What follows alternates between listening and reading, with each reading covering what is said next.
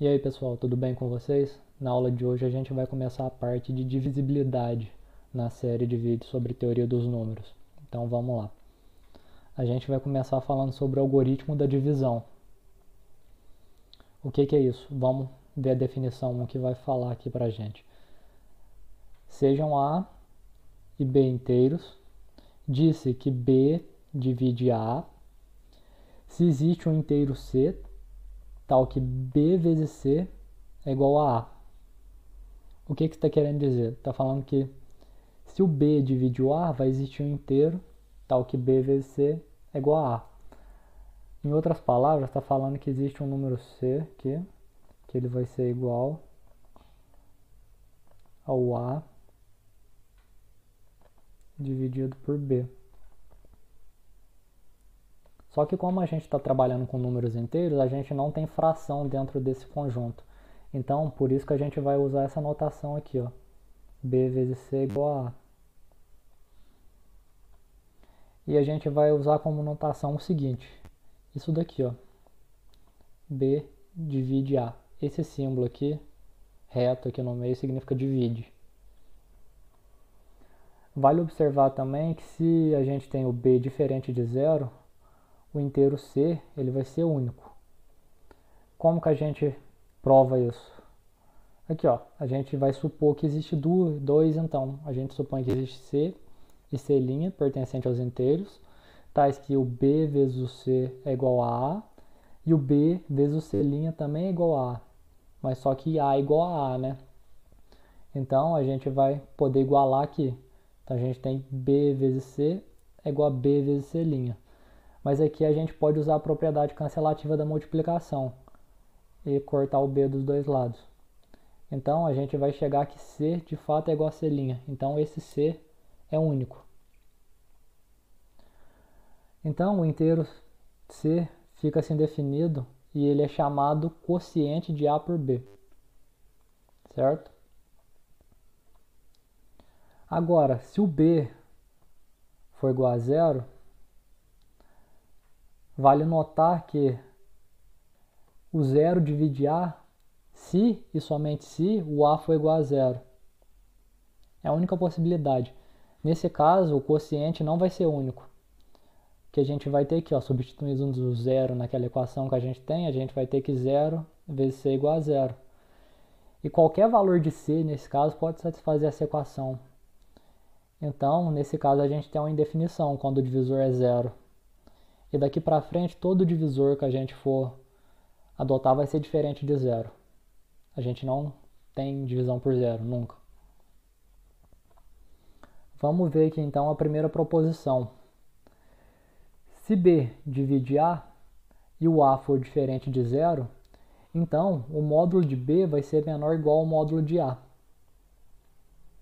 Vamos provar isso daqui então. Ó, se B divide o A, então a gente tem o inteiro C, tal que o B vezes o C é igual a A, pela definição que a gente viu agora há pouco.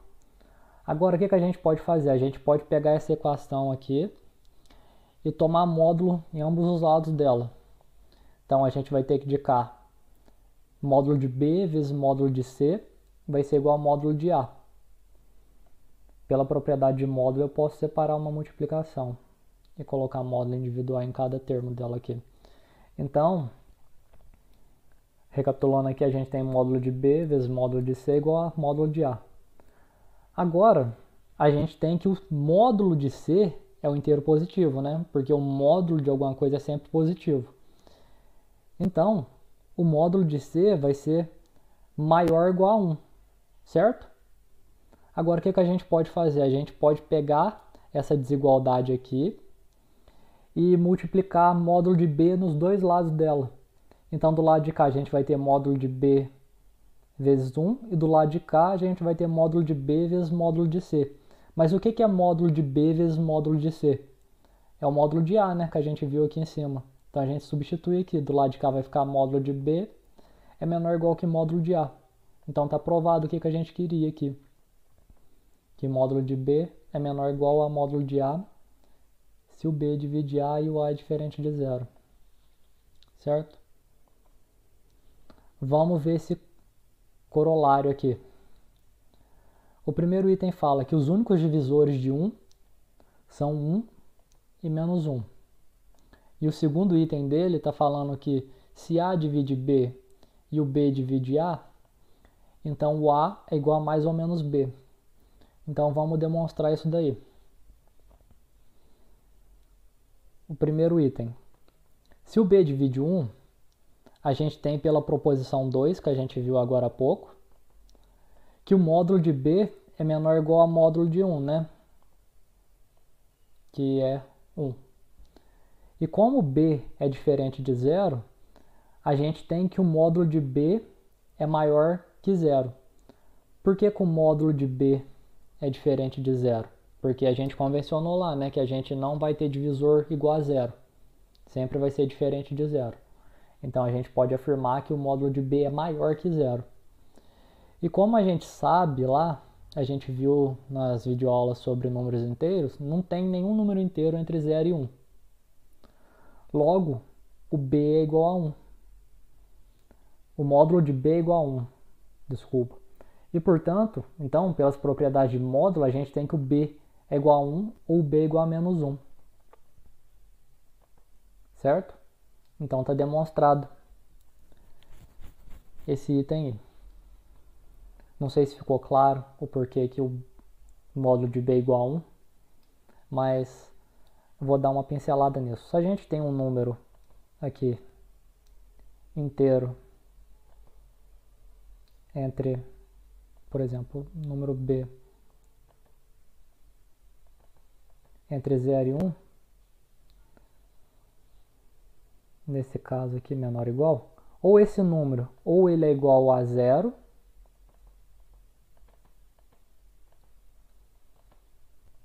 ou esse número é igual a 1. Mas nesse caso aqui, a gente viu que o B é maior que 0. Então ele é diferente de 0, né? Como a gente viu também. Então ele só pode ser igual a 1. É por isso então. Vamos para o próximo item. No item 2, vamos provar ele. Ó, se o A divide o B e o B divide o A, vai existir inteiros C e D, tais que o A vezes o C é igual ao B e o B vezes o D é igual ao A. O que a gente pode fazer aqui? A gente pode pegar e substituir o valor de B na segunda igualdade. Certo? E qual que é o valor de B? É A vezes C, né? Então a gente tem a segunda igualdade aqui. B vezes D é igual a A. No lugar do B, a gente vai substituir pelo valor de B, que é o A vezes C. Então a gente tem aqui A vezes C vezes D é igual a A. Mas pela propriedade cancelativa lá da multiplicação, a gente pode cortar o A aqui dos dois lados. Então a gente tem que o C vezes D é igual a 1. Mas, pelo item 1 que a gente acabou de ver, o D agora é um divisor de 1, né? Então a gente tem que o D só pode ser mais ou menos 1. Por que o D é um divisor de 1? Se a gente for reescrever isso daqui de forma informal, a gente pode escrever dessa forma aqui. C é igual a 1 por D, né? Então o D é um divisor de 1. Como o D é um divisor de 1, ele só pode ser mais ou menos 1, como a gente viu no item 1.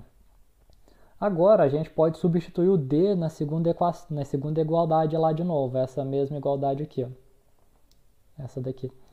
Então a gente tem nela que B vezes D é igual a A. A gente mudou o A de lado aqui só.